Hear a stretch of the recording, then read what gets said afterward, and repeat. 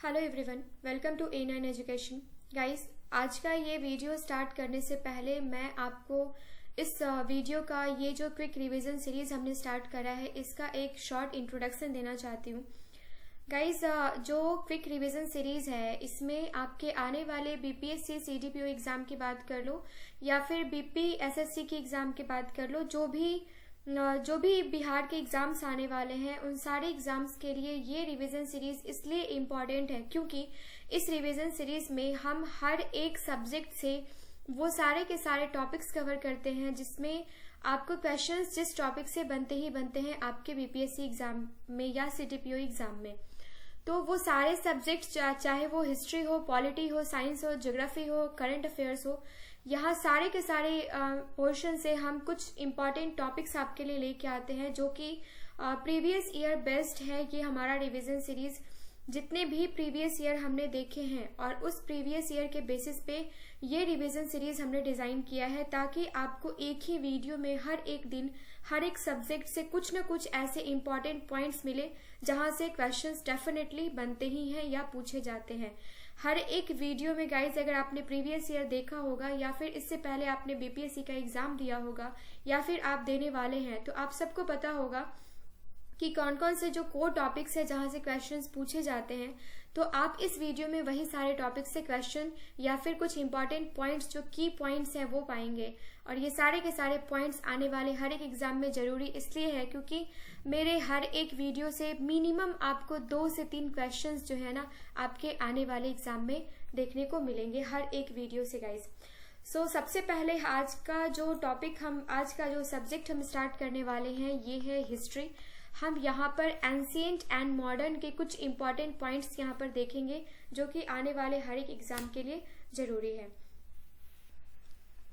So guys, video start करने से पहले मैं आप सबको बता दूं कि ये जो हमारा वीडियो है ये हम बाइलिंगुअल लेकर चलेंगे सो डैट कि हिंदी मीडियम और इंग्लिश मीडियम दोनों ही स्टूडेंट इस वीडियो से बेनिफिट ले सके, रिवाइज अच्छे से कर सके।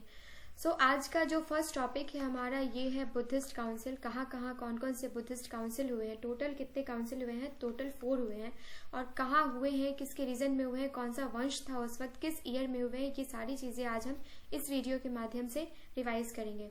सो जो फर्स्ट बुद्धिस्ट काउंसिल है ये किस एज में हुआ था, ये हुआ था 486 बीसी में। एंड 486 बीसी में ये हुआ कहाँ था, तो ये हुआ था राजगृह में। और राजगृह में कहाँ हुआ था, तो ये सप्तपर्णी गुफा जो है, सप्तपर्णी केव, यहाँ पर फर्स्ट बुद्धिस्ट काउंसिल हुआ था जिसकी अध्यक्षता किसने करी थी, ये अध्यक्षता करी थी महाकसापा ने अध्यक्षता करी थी। और उस वक्त कौन सा वंश था, तो ये था हर्यक वंश। ये आप याद रखेंगे कि हर्यक वंश था और साथ ही साथ आप ये याद रखेंगे कि अजात शत्रु जो है ये इस वक्त राज कर रहे थे। ये फर्स्ट बुद्धिस्ट काउंसिल हमने देखा। सेकंड बुद्धिस्ट काउंसिल हम देखेंगे कि ये कभी हुआ था, तो ये हुआ था 383 बीसी में। 483 बीसी में क्या हुआ, फर्स्ट बुद्धिस्ट काउंसिल हुआ। देन सेकंड जो बुद्धिस्ट काउंसिल है ये 383 बीसी में हुआ और कहाँ पर हुआ था, तो ये आपको याद रखना है। इसका जो वेन्यू है ये क्या है, तो ये हुआ था वैशाली में, राइट। और इस वक्त जो किसकी अध्यक्षता में ये सेकंड बुद्धिस्ट काउंसिल हुई थी, तो ये हुई थी सब्बा कामी की अध्यक्षता में। ये नाम सब आप याद रखेंगे, ये अध्यक्षता किसकी अध्यक्षता में हुई थी ये भी आपसे पूछा जाता है। और उस वक्त जो कौन सी डायनेस्टी थी, तो ये थी Shishunaga dynasty, right, Shishunaga dynasty थी। और साथ ही साथ आप ये भी याद रखिए कि काला शोका के रीजन में ये हुआ था, राइट। ये सेकंड बुद्धिस्ट काउंसिल जो है ये हमने इसमें देख लिया, right. So third Buddhist council जो है हमारा ये हम देख लेते हैं कभी हुआ था, तो ये हुआ था 250 बीसी में हुआ था। कहाँ पर हुआ था, ये हुआ था पाटलिपुत्रा में हुआ था। और ये इसकी जो अध्यक्षता करी थी ये किसने करी थी, तो ये की थी मुगालीपुट्टा तिस्सा ने इसकी अध्यक्षता करी थी। साथ ही साथ ये देख लेते हैं कि इस वक्त कौन सा वंश था, तो ये था मौर्य वंश। ये आप याद रखेंगे, काफी इंपॉर्टेंट है, ये कितनी बार आपसे पूछा जा चुका है। मौर्य वंश थे और उस वक्त कौन थे, अशोक का राज्य था, ये भी आप याद रखेंगे। सो थर्ड बुद्धिस्ट काउंसिल में और भी क्या चीजें आपसे इंपॉर्टेंट पूछी जाती हैं, इसमें क्या क्या हुआ था ये पूछा गया था। तो इसमें डिसीजन लिया गया था कि अपने मिशनरीज को पूरे वर्ल्ड के हर एक पार्ट में फैलाने के लिए थर्ड बुद्धिस्ट काउंसिल जो है, ये क्वेश्चन डायरेक्ट आपसे पूछा जाता है। एंड सेकेंड पार्ट जो है ये आप याद रखेंगे कि अभिधम्म पिटका जो है ना, इसका कंपाइलेशन किया गया था थर्ड बुद्धिस्ट काउंसिल में। ये काफी इंपॉर्टेंट है, ये आप याद रखेंगे। सो नेक्स्ट स्लाइड में हम देख लेते हैं कि फोर्थ बुद्धिस्ट काउंसिल जो है ये कभी हुआ था, तो ये हुआ था 98 एडी में, राइट। 98 एडी में हुआ था और इसका वेन्यू क्या था, तो ये था कश्मीर। ये भी काफी बार आपसे क्वेश्चन डायरेक्ट पूछा जा चुका है। इस वक्त जो चेयरमैन थे, किसकी अध्यक्षता में हुई थी, ये बात आपको याद रखना है, तो ये थे वासुमित्रा, राइट। और वाइस चेयरमैन जो उपाध्यक्ष जो हैं, ये इनका नाम भी याद रखना है, ये भी पूछा जाता है, ये थे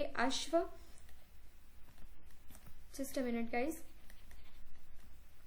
अश्वघोषा, राइट। अश्वघोष जो है ये इसके कौन थे, वाइस प्रेसिडेंट थे, वाइस चेयरमैन थे, उप अध्यक्ष थे इसके फोर्थ बुद्धिस्ट काउंसिल के।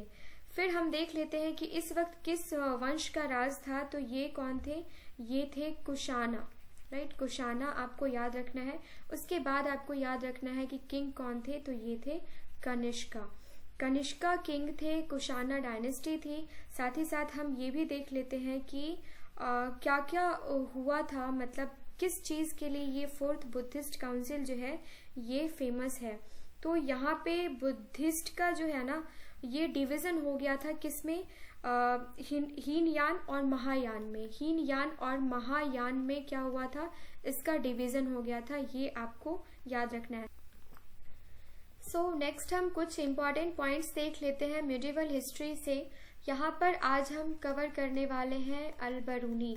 अब इसके बारे में कुछ इम्पॉर्टेंट चीजें जो हम यहाँ पर देखने वाले हैं, यहाँ से डायरेक्ट क्वेश्चन आपको आपके एग्जाम में देखने को मिलते हैं। सबसे पहले तो ये इम्पॉर्टेंट है कि अल-बरूनी किसके शासनकाल में भारत आया था, तो ये किसके शासनकाल में भारत आया था, ये आया था मोहम्मद गजनवी के शासनकाल में, राइट। मोहम्मद गजनवी का शासनकाल था क्या, तो 998 ईस्वी से लेकर 1030 तक इसका शासनकाल था। और मोहम्मद गजनवी के शासनकाल में ये अल-बरूनी आया था, इसलिए मोहम्मद गजनवी के बारे में भी जानना जरूरी हो जाता है। हम आज इनफैक्ट ये मिडिवल हिस्ट्री में आज ये दो चीजें हम कवर कर लेते हैं, अल-बरूनी एंड मोहम्मद गजनवी। थोड़ा सा वीडियो गाइस लंबा हो जाएगा क्योंकि इसके अलावा भी आज काफी सारी चीजें हम यहाँ पर कवर करने वाले हैं। सो यहाँ पे सबसे पहले तो ये देख लेते हैं कि गजनवी जो है ये इसके बारे में क्या क्या चीजें हमारे एग्जाम पॉइंट ऑफ व्यू से जरूरी है। सबसे पहले तो इसको एक उपाधि मिली थी, ये अल कादिर। ये सब आप नोट कर लेंगे, अगर ये चीजें आपको आती हैं तो अच्छी बात है, अदरवाइज आप प्लीज कहीं नोट कर लेंगे। इनफैक्ट जो भी चीजें आप रोज पढ़ते हैं वो सारी चीजें आप एक जगह नोट कर लीजिए। अल कादिर बिल्लाह की उपाधि इसको मिली थी, किसको, मोहम्मद गजनवी को मिली थी। और ये उस वक्त के जो खलीफा थे उन्होंने उपाधि दी थी, राइट।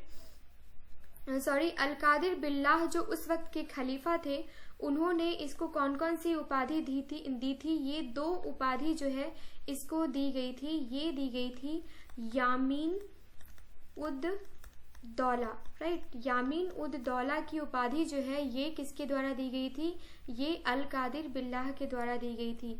और ये यामीन उद दौला का मतलब क्या होता है, तो ये मतलब होता है साम्राज्य का दाहिना हाथ, राइट। साम्राज्य का दाहिना हाथ इसका मतलब होता है। फिर सेकंड हम देख लेते हैं यामीन उल मिल्लाह। यामीन उल मिल्लाह जो है इसका मीनिंग क्या होता है, इस उपाधि का मीनिंग था मुस्लिमों का संस्थापक, राइट। ये आपको याद रखना है। ये 2 उपाधि आपसे पूछा जाता है और ये दिया किसके द्वारा गया था, तो ये दिया गया था अल कादिर बिल्लाह के द्वारा। और साथ ही साथ एक चीज आप यहाँ पर यह भी नोट कर लेंगे कि सुल्तान की उपाधि धारण करने वाला यह फर्स्ट मुस्लिम शासक था जो कि सुल्तान की उपाधि धारण किया था। इसके बारे में एक और जो फैक्ट बहुत ही प्रचलित है ये है कि इसने 17 टाइम्स 17 बार इसने क्या किया था, भारत पर आक्रमण किया था 17 टाइम्स। और ये इसका आक्रमण जो इसने किया था ना, ये सिर्फ इसका जो मकसद था, इसका जो मेन एम था, ये क्या था, भारत पर आक्रमण करने का। तो ये था सिर्फ और सिर्फ ये यहाँ से धन और जो सोना है, जो भी जो धन वैभव था, ये वो लूट के जाना चाहता था, धन लूट के जाना चाहता था। जो भी भारत में जो प्रचुर मात्रा में सोना था, वो सारी चीजें वो लूट के जाना चाहता था ताकि वो अपने साम्राज्य का विस्तार जो है ना वो कर सके, राइट।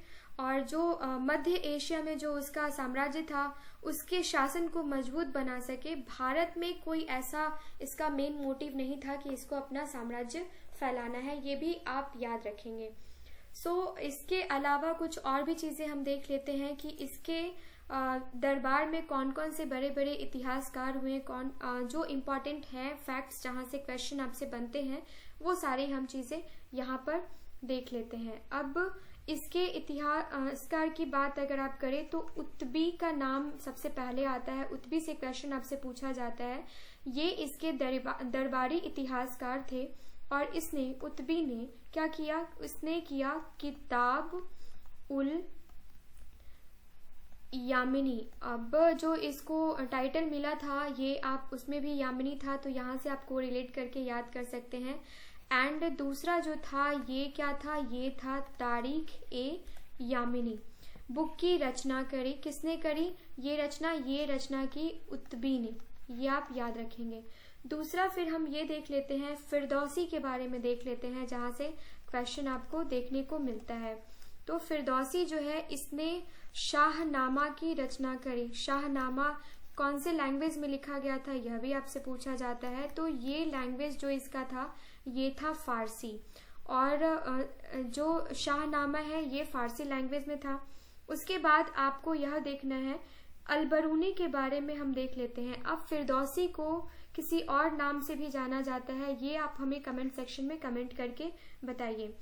अब यहाँ पर अलबरूनी जो है, अलबरूनी जो किसके शासनकाल में भारत आया था, तो ये आया था मोहम्मद गजनवी के शासनकाल में आया था और 11वीं शताब्दी में 11वीं सदी में ये भारत आया था।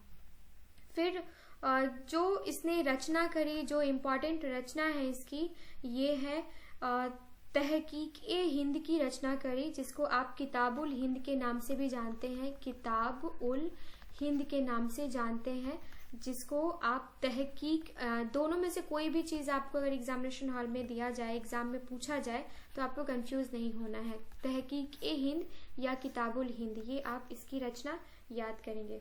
ये फर्स्ट अलबरूनी जो था ये फर्स्ट मुस्लिम था जिसको संस्कृत का बहुत ही अच्छा ज्ञान था और इसने पुराणों का अध्ययन किया था। फर्स्ट मुस्लिम था जिसने पुराणों का अध्ययन किया था और इसको बहुत ही ज़्यादा टैलेंटेड था, ये भी चीज़ आप याद रखेंगे। इसने जो किताबुल हिंद की रचना करी, इसको बाद में इंग्लिश में ट्रांसलेट किया गया एंड हिंदी में भी इसको ट्रांसलेट किया गया। हिंदी में ट्रांसलेट किया गया किसके द्वारा, ये किया गया रजनीकांत शर्मा के द्वारा। एंड हिंदी इंग्लिश में जो ट्रांसलेट किया गया इस बुक को, ये किसके द्वारा किया गया, तो ये किया गया सचाऊ के द्वारा। तो ये सारी चीजें जो है ये आपको याद रखना है, इससे रिलेटेड जो अलबरूनी है उससे रिलेटेड। यहाँ से कुछ क्वेश्चंस और बनते हैं मोहम्मद गजनवी से रिलेटेड, वो भी चीजें हम देख लेते हैं। इसके टाइम में सिक्के जो चलाए गए थे ना, उस सिक्के पर क्या था कि संस्कृत मुद्रा लेख के साथ इसने चांदी के सिक्के चलाए थे। ये काफी इम्पोर्टेंट है, ये आपको याद रखना है। और कुछ इम्पोर्टेंट आक्रमण हुए थे इसके टाइम में, जैसा कि आप सबको पता है कि 17 बार इसने भारत पर आक्रमण किया था, जिसमें से सबसे ज्यादा इम्पोर्टेंट जो 16वें टाइम में जो इसने आक्रमण किया था ये 1025 ईस्वी में किया था और इसने सोमनाथ की मंदिर को पूरी तरीके से ध्वस्त कर दिया था, सोमनाथ की मंदिर को लूटा था। उस वक्त वहाँ के जो शासक थे वो कौन थे, ये भी आपसे पूछा जा सकता है। तो उस वक्त वहाँ के शासक थे भीमदेव प्रथम। और ये कौन सा क्षेत्र था, सोमनाथ है कहाँ, तो ये है गुजरात के सौराष्ट्र में, ये भी आप याद रखेंगे। फिर सबसे ज्यादा धन जो है ना, ये इस टाइम में ही सोमनाथ से ही लूट कर गया था, ये भी आपको याद रखना है।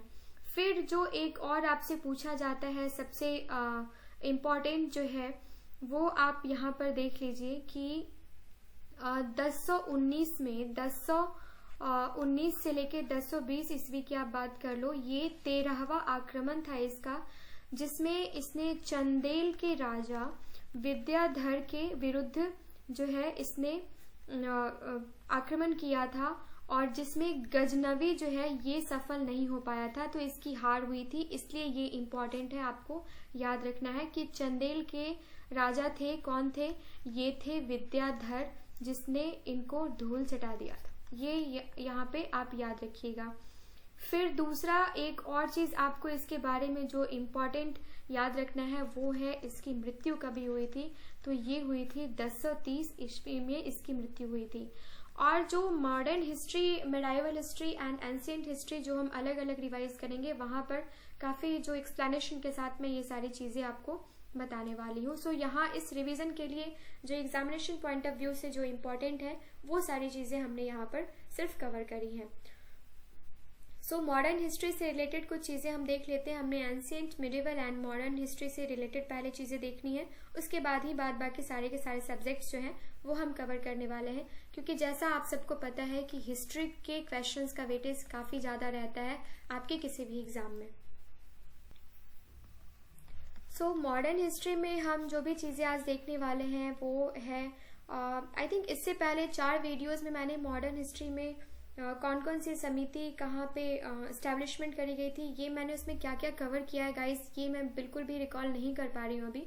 सो जो जो इम्पोर्टेंट चीज़ें अभी माइंड में आ रही है वो मैं आपको यहाँ पर एक्सप्लेन कर रही हूँ। अगर कोई भी चीज़ गलती से रिपीट हो जाए तो आप उसको रिवीजन के तौर पर ले लीजिएगा प्लीज़। नेक्स्ट टाइम से मैं कोशिश करूंगी कि जो भी वीडियोस मैं बनाती हूँ उसमें जो जो कंटेंट मैं डाल रही हूँ मैं उसको एक जगह पे नोटबुक में नोट कर लूँ, सो डैट कि मुझे नेक्स्ट वीडियो के लिए चीज़ें याद रहें कि कौन कौन सी चीज़ें रिपीट नहीं होनी चाहिए। सो यहाँ पर सबसे पहले हम कुछ ऑर्गेनाइजेशंस के बारे में देखने वाले हैं। तो यहाँ पर आप देख लीजिए कि स्वदेश बांधव समिति जो है, स्वदेश बांधव समिति, इसकी स्थापना जो है ये कब करी गई थी, तो ये की गई थी 1905 में। किसके द्वारा की गई थी, तो ये की गई थी अश्विनी कुमार दत्ता के द्वारा की गई थी, राइट।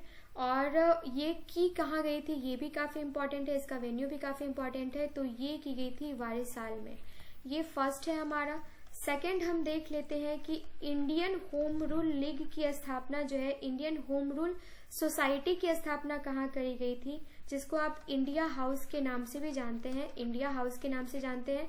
ये कहाँ पे स्थापना करी गई थी और कभी करी गई थी, तो ये की गई थी 1904 में।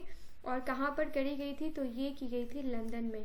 जिसकी स्थापना करी किसने थी, तो ये की थी श्यामाजी कृष्ण वर्मा ने, राइट। और इसके बाद अनुशीलन समिति के बारे में देख लेते हैं। काफी बार ये क्वेश्चन आपके एग्जाम में रिपीट भी हुआ है। तो इसकी स्थापना जो हुई थी ये हुई थी 1907 में। एंड पुलिन बिहारी दास जो थे, इन्होंने अनुशीलन समिति की स्थापना करी थी। और कहाँ करी थी, तो ये की थी ढाका में। तो ये कुछ इम्पोर्टेंट ऑर्गेनाइजेशन थे, उनके जो एस्टैब्लिशमेंट ईयर है और किसने एस्टैब्लिशमेंट करी थी, वो सारे की सारी चीज़ें थी। अब हम यहाँ पर देख लेते हैं आईएनसी से रिलेटेड कुछ चीज़ें, क्योंकि आप सबको पता है कि हमारे बीपीएससी के एग्जाम में आईएनसी से रिलेटेड और सोर्सेज ऑफ इंडियन कॉन्स्टिट्यूशन से रिलेटेड क्वेश्चन ना आए, ऐसा हो ही नहीं सकता। आप डायरेक्ट यहाँ से एक क्वेश्चन तो एक्सपेक्ट कर ही सकते हैं। इससे पहले हमने कवर किया है 1885, 1886 एंड 1887, ये सारी चीजें हम कवर कर चुके हैं। आज हम देखने वाले हैं 1888। 1888 क्यों इम्पॉर्टेंट है, 1888 का जो सेशन हुआ था ये कहाँ हुआ था, तो ये हुआ था इलाहाबाद में। और जॉर्ज यूले जो है इनकी अध्यक्षता में ये सेशन हुआ था। ये फर्स्ट इंग्लिश प्रेसिडेंट थे, इसलिए ये आपके लिए याद रखना जरूरी है क्योंकि ये फर्स्ट इंग्लिश प्रेसिडेंट थे आईएनसी के, जिसमें 1248 डेलीगेट्स ने पार्टिसिपेट किया था। इससे पहले जो हमने देखा था 1887, ये इतना इम्पोर्टेंट क्यों था? तो इसमें मद्रास में ये सेशन हुआ था और बदरुद्दीन तैयबजी जो फर्स्ट मुस्लिम प्रेसिडेंट थे आईएनसी के, उनकी वजह से आपको ये याद रखना पड़ेगा क्योंकि आपसे डायरेक्ट क्वेश्चन पूछा जाता है, राइट। 1905 का जो आईएनसी सेशन है ये कहाँ हुआ था? तो ये गाइज हुआ था बनारस में। गोपाल कृष्ण गोखले जो है इन्होंने लीड किया था इस सेशन को। और इसमें हुआ क्या था? तो जो पार्टीशन ऑफ बंगाल के अगेंस्ट इन्होंने रिसेंटमेंट रखी थी। फिर 1906 हम देख लेते हैं इसमें क्या हुआ था। तो ये जो सेशन है ये कलकत्ता में हुआ था। इसको लीड किया था दादा भाई नौरोजी ने। और स्वराज की मांग जो है ना ये फर्स्ट टाइम इसी सेशन में 1906 में रखी गई थी, फर्स्ट टाइम स्वराज की मांग। तो आज जो भी आईएनसी सेशन हमने डिस्कस करा है यहाँ पे, ये आपके आने वाले किसी भी एग्जाम के लिए काफी इम्पोर्टेंट है। सो आप इसको बार बार आप रिवाइज कर लेंगे। नेक्स्ट ये ancient, medieval and modern history के बाद जो आज हम स्टार्ट करने वाले हैं ये है पॉलिटी। पॉलिटी में हम देख लेते हैं कि हमें क्या देखना है। सबसे पहले तो हम सोर्सेज ऑफ इंडियन कॉन्स्टिट्यूशन देख लेते हैं। 4 से 5 सोर्सेज हमने कंप्लीट कर रखे हैं, कवर कर रखा है। आज जो हम देखने वाले हैं ये है कि ऑस्ट्रेलिया के कॉन्स्टिट्यूशन से हमारे कॉन्स्टिट्यूशन में क्या लिया गया है। तो काफी इंपॉर्टेंट है गाइस, ये आप प्लीज देखेंगे। और इनफैक्ट मैं आपको ये बताना चाहती हूँ कि हमारे चैनल पे काफी सारे वीडियोस हमने कवर कर रखे हैं और आईएनसी से related video and sources of Indian constitution से रिलेटेड वीडियो, जो पीएच स्केल है एंड काफी सारे वीडियोस आपको स्टैटिक पोर्शन के वहां पर देखने को मिलेंगे जहां से आपको डायरेक्ट 1 से 2 मार्क्स से क्वेश्चन आते हैं। तो उन सारे के सारे वीडियोस को, चाहे वो हमारे चैनल से हो, इनफैक्ट उन सारे टॉपिक्स को आप गूगल से सर्च मारकर हो, किसी बुक से हो या किसी चैनल से हो, आप एग्जाम में जाने से पहले जरूर देख लीजिएगा क्योंकि वहां से सारे क्वेश्चंस आपके देखने को मिलते हैं। सो यहाँ पर हम आज अभी जो देखने वाले हैं ये ऑस्ट्रेलियन कॉन्स्टिट्यूशन से हमारे इंडियन कॉन्स्टिट्यूशन में क्या क्या चीजें ली गई हैं। तो कंकरेंट लिस्ट जो है ना, कंकरेंट लिस्ट ये लिया गया है इंडियन कॉन्स्टिट्यूशन में। कहाँ से? ऑस्ट्रेलियन कॉन्स्टिट्यूशन से लिया गया है। फिर क्या लिया गया है? तो ये है freedom of trade and commerce. ये जो है freedom of trade and commerce, ये भी कहाँ से लिया गया है? ये ऑस्ट्रेलियन कॉन्स्टिट्यूशन से लिया गया है। फिर सबसे इम्पॉर्टेंट जो चीज ली गई है ये ली गई है joint sitting of parliament. Joint sitting of parliament जो है ये कहाँ से ली गई है? ऑस्ट्रेलियन कॉन्स्टिट्यूशन से ली गई है। तो हमने क्या क्या देखा है ऑस्ट्रेलियन कॉन्स्टिट्यूशन से? हमने देखा है first of all concurrent list, after that freedom of trade and commerce जो है वो ऑस्ट्रेलियन कॉन्स्टिट्यूशन से लिया गया है। Then after last one is joint sitting of parliament जो कि ऑस्ट्रेलियन कॉन्स्टिट्यूशन से लिया गया है। नेक्स्ट हम कुछ इंपॉर्टेंट अमेंडमेंट्स देख लेते हैं। इससे पहले आज हम 15th, 16th and 19th amendment जो है ये आज हम कवर करने वाले हैं। इससे पहले के अमेंडमेंट्स हमने इससे पहले के वीडियोस में कंप्लीट कर रखा है। सो जो 15th अमेंडमेंट है ये 15th अमेंडमेंट हुआ कभी था? आपको डेट के साथ याद रखना है क्योंकि एग्जैक्ट आपसे ईयर पूछ लिया जाता है, वहां पे आपको चीजें एग्जैक्ट याद होनी चाहिए। तो 1963 जो है 15th अमेंडमेंट जो है ये 1963 में हुआ था। जो 16th अमेंडमेंट है ये कभी हुआ था? ये भी हुआ था 1963 में। एंड जो 19th अमेंडमेंट है ये है 1966 में। तो सबसे पहले आज हम देखने वाले हैं 15th कॉन्स्टिट्यूशनल अमेंडमेंट। इसमें क्या क्या चीजें हुई थी? तो इसमें जो न्यायालय के न्यायाधीश हैं उनकी सेवानिवृत्ति की जो आयु है ये बढ़ा दी गई थी। और जब एक न्यायालय से, उच्च न्यायालय से दूसरे न्यायालय में जब स्थानांतरण किया जाएगा तो उस वक्त जो न्यायाधीशों को मिलने वाली भत्ता का अरेंजमेंट किया गया था वो किस अमेंडमेंट के थ्रू किया गया था? तो ये किया गया था 15th कॉन्स्टिट्यूशनल अमेंडमेंट के थ्रू। इसके अलावा और भी चीजें आपको यहाँ पर जानने की जरूरत नहीं है, ये सारी चीजें हमने यहाँ पर डिस्कस कर ली है। 16th कॉन्स्टिट्यूशनल अमेंडमेंट जो है जो हुआ था 1963 में ही, इसमें क्या क्या चीजें हुई थी वो हम देख लेते हैं। आर्टिकल 19 में संशोधन किया गया था कुछ हद तक। अब आर्टिकल 19 क्या है ये यहाँ पर देखना जरूरी है कि अगर भाई आर्टिकल 19 में संशोधन हुआ था तो आर्टिकल 19 है क्या। तो आर्टिकल 19 में कुछ अधिकारों पर ही प्रतिबंध लगाया गया, जैसे अभिव्यक्ति की स्वतंत्रता का अधिकार आपको आर्टिकल 19 में मिलता है, जिसके तहत बोलने, विचार करने और भाषण देने की स्वतंत्रता आपको होती है, जिसमें कुछ प्रतिबंध लगाए गए। किस अमेंडमेंट के थ्रू? ये अमेंडमेंट 16 जो कि 1963 में हुआ था। 19th अमेंडमेंट जो है आपका 1969 में हुआ, 66 में हुआ था, ये अभी हम देख लेते हैं। तो 19th अमेंडमेंट में क्या क्या चीजें हुई थी ये हम यहाँ पर डिस्कस करने वाले हैं। तो यहाँ पर आप देख लीजिए कि जो आर्टिकल 324 है इसको अमेंड किया गया था और इसमें क्लियरिफाई किया गया था इलेक्शन कमीशन के ड्यूटी को। ये काफी इंपॉर्टेंट है, आप प्लीज इसको नोट कर लेंगे कि 324 आर्टिकल को क्या किया गया था, अमेंड किया गया था एंड ड्यूटी जो है इलेक्शन कमीशन का उसको क्लियरिफाई किया गया था। और इलेक्शन कमीशन को वंचित कर दिया गया था, किस चीज से वंचित कर दिया गया था? तो to power to appoint election tribunals, जो इलेक्शन ट्रिब्यूनल्स की जो एस्टैब्लिशमेंट वो लोग करते थे, जो स्थापित करते थे, उसको वंचित कर दिया गया था, इस चीज से उसको वंचित कर दिया गया था, राइट। और ये इलेक्शन ट्रिब्यूनल की जो अपॉइंटमेंट करते थे वो किया क्यों जाता था? तो ये जो डिस्प्यूट्स होते थे member of parliament and state legislature के इलेक्शन के, उसको सेटल करने के लिए, उस डिस्प्यूट को सेटल करने के लिए इस ट्रिब्यूनल की स्टैब्लिशमेंट करी जाती थी। सो ये था जो आज हमने 3 अमेंडमेंट्स देखे हैं। उसके बाद हम यहाँ पर जो आर्टिकल्स है, जैसा कि आप सबको पता है कि हम कुछ इम्पॉर्टेंट आर्टिकल्स हर एक वीडियो में डिस्कस करते हैं, कवर करते हैं। तो इससे पहले हमने प्रेसिडेंट से रिलेटेड, वाइस प्रेसिडेंट से रिलेटेड, गवर्नर से रिलेटेड एंड और भी कुछ इम्पॉर्टेंट आर्टिकल्स हमने कवर कर रखे हैं। आज जो हम आर्टिकल कवर करने वाले हैं ये है काउंसिल ऑफ मिनिस्टर्स से रिलेटेड, पीएम से रिलेटेड। तो ये जो आर्टिकल्स है ये काफी इंपॉर्टेंट है। यहाँ पर हम 1 बाय 1 सारे आर्टिकल्स को देखते हैं, जो कि आर्टिकल नंबर 74 से लेके 78 तक होगा, राइट। और ये कौन से पार्ट में आता है? तो ये पार्ट 5 में आता है, ये भी आपको भाग 5 में आता है, ये आपको याद रखना है। फर्स्ट ऑफ ऑल हम आर्टिकल 74 देख लेते हैं। तो आर्टिकल 74 में है क्या?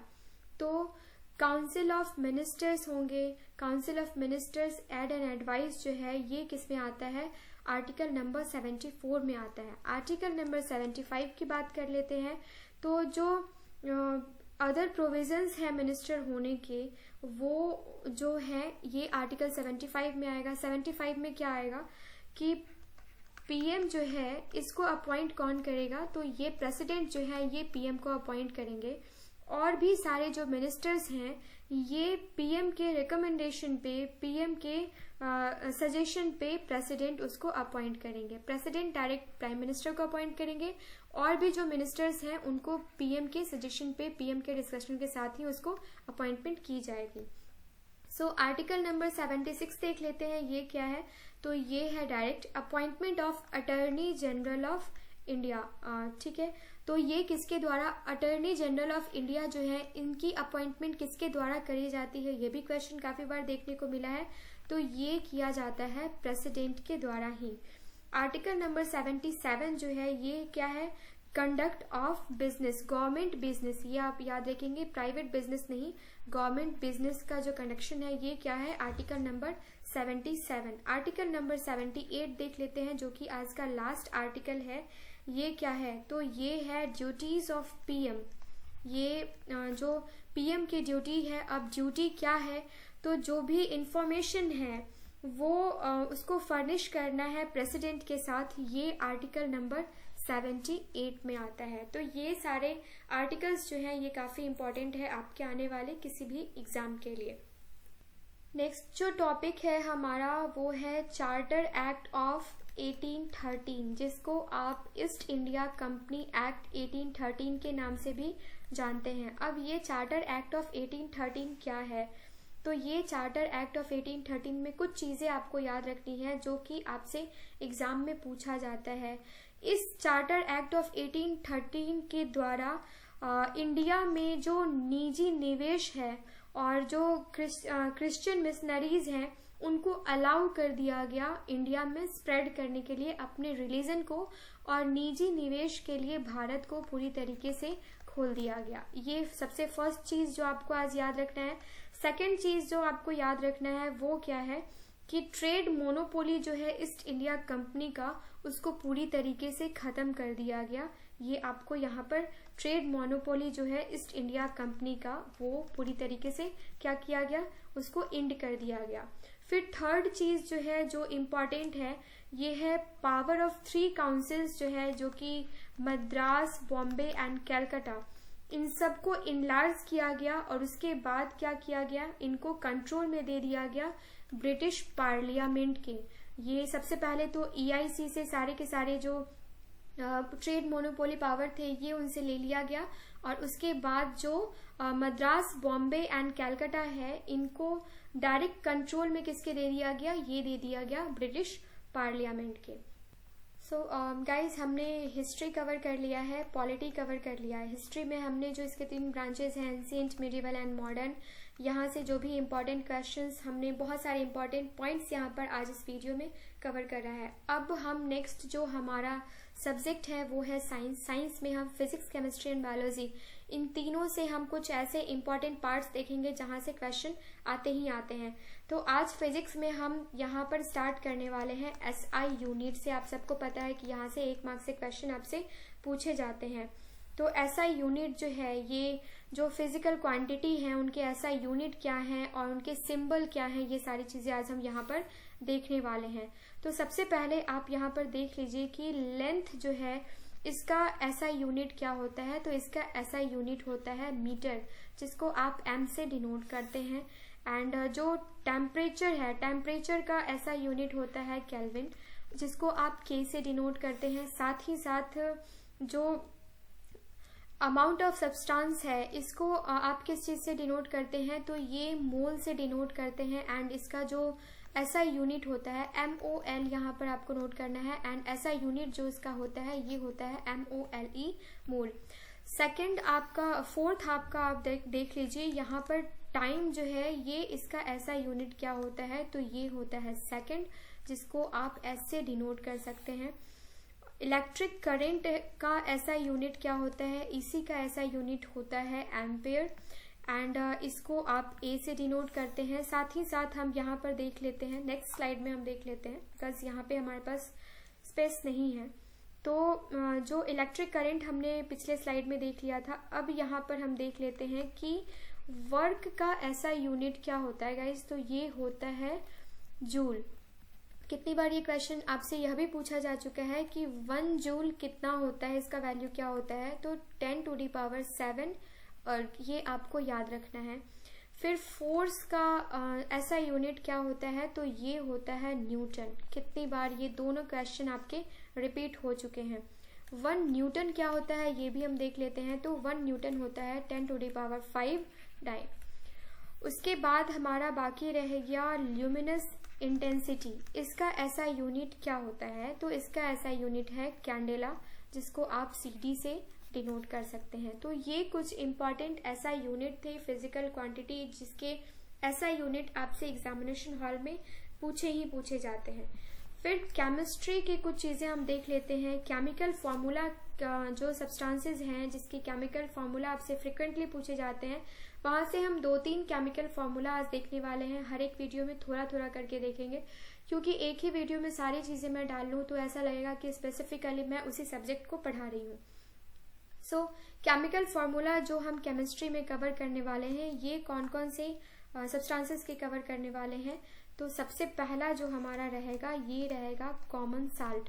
यहाँ से आपसे डायरेक्ट पूछा जाता है, कितनी बार पूछा जा चुका है, तो इसका केमिकल फॉर्मूला है NaCl।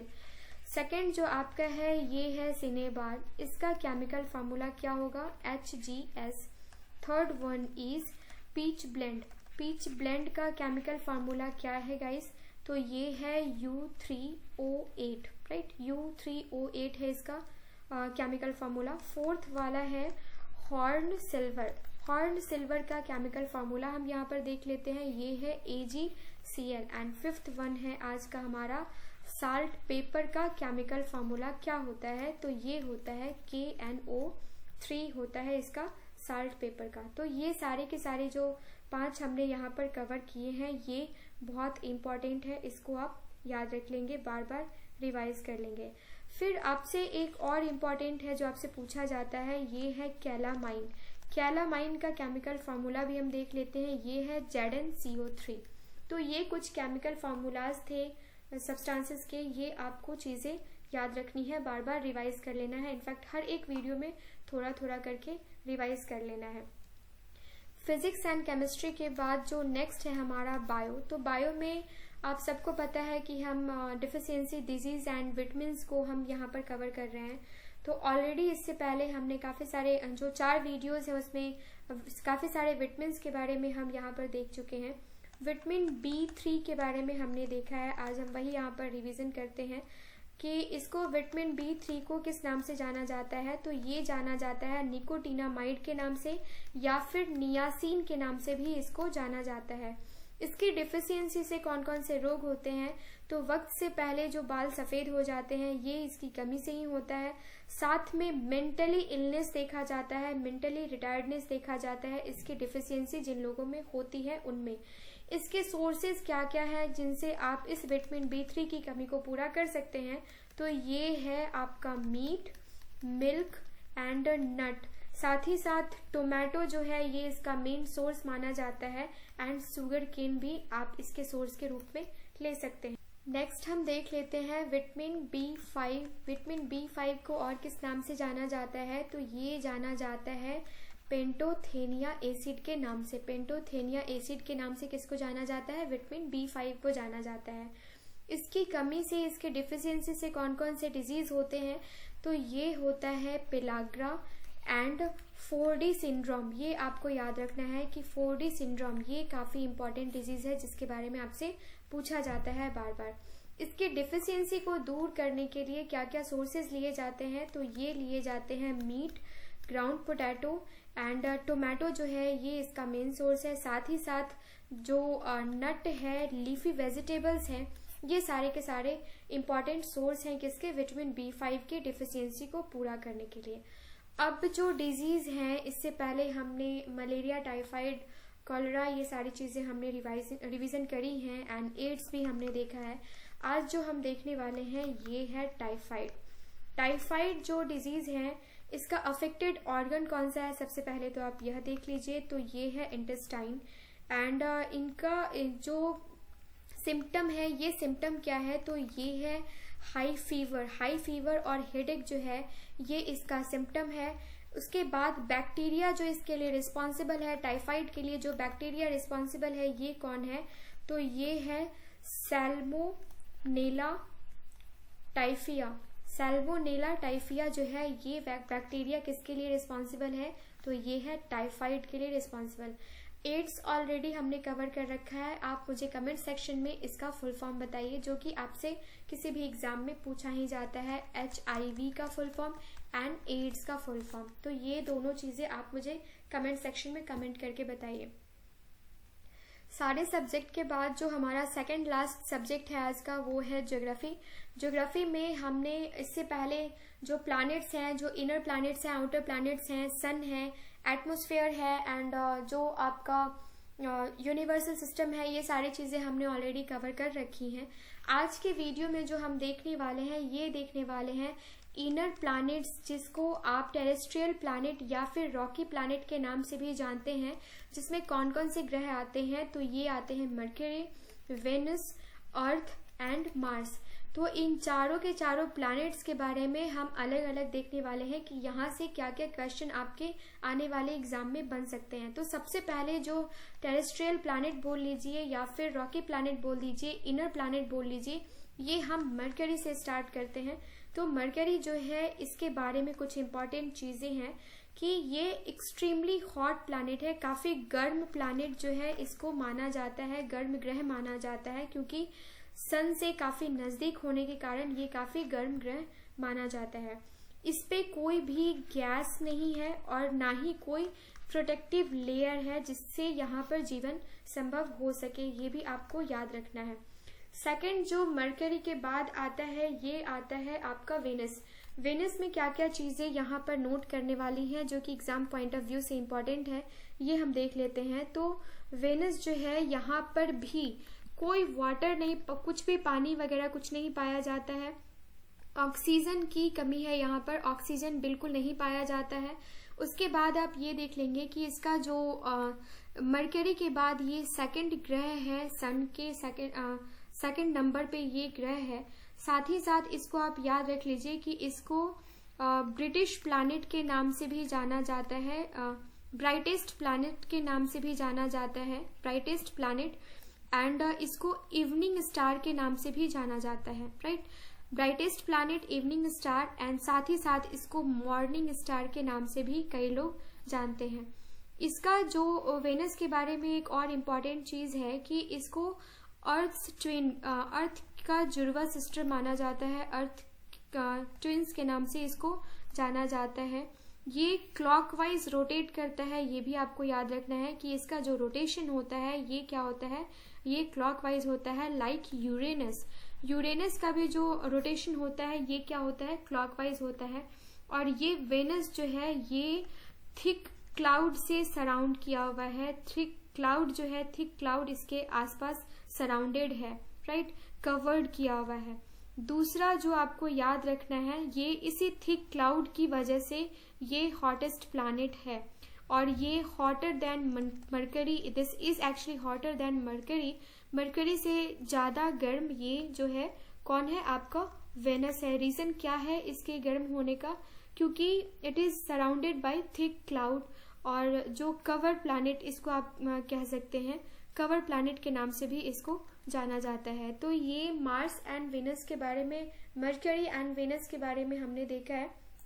नेक्स्ट जो हम देखने वाले हैं ये है अर्थ एंड मार्स के बारे में। अर्थ जो है यहाँ पर लार्जेस्ट इनर प्लैनेट है। इनर प्लैनेट में सबसे लार्जेस्ट अगर बात की जाए साइज से रिलेटेड तो ये लार्ज है, कौन सा, अर्थ। फिर सेकंड है ये वाटरी प्लैनेट है, ब्लू प्लैनेट के नाम से जाना जाता है। और यहाँ पे वाटर जो है, ऑक्सीजन है, ये लार्ज क्वांटिटी में पाया जाता है जिसकी वजह से यहाँ पर जीवन संभव हो सका।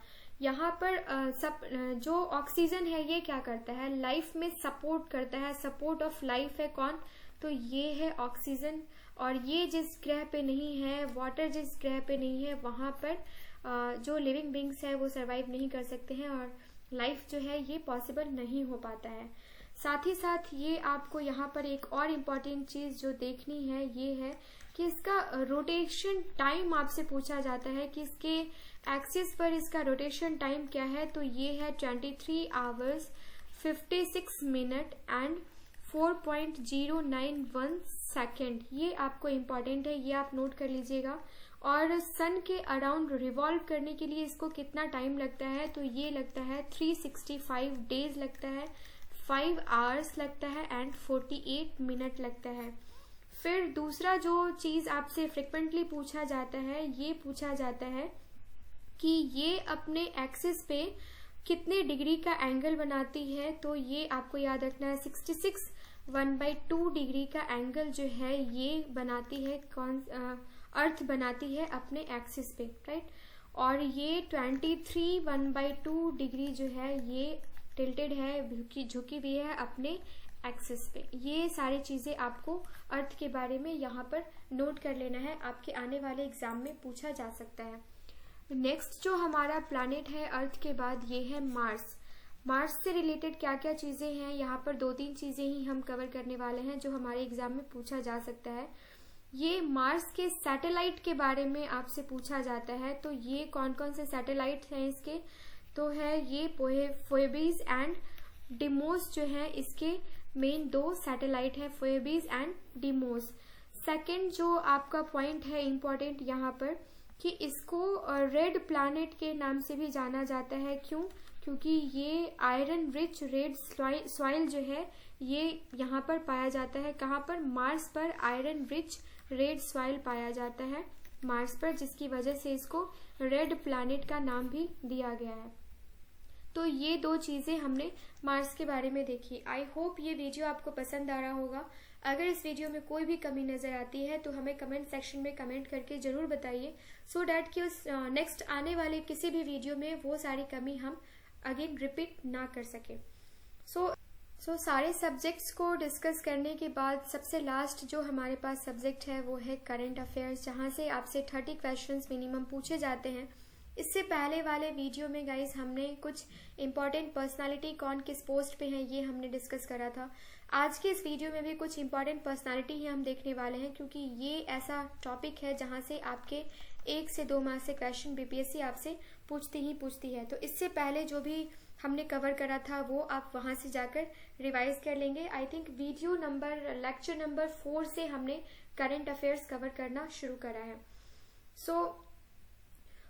इससे पहले जो भी चीजें हमने देखी थी उसके बाद हम आज यहाँ पर देखने वाले हैं comptroller and auditor general of India. Already हमने देख लिया है, जो कि गिरीश चंद्र मुर्मू है एंड 14th नंबर के CAG हैं। ये भी आपको यहाँ पर याद रखना है।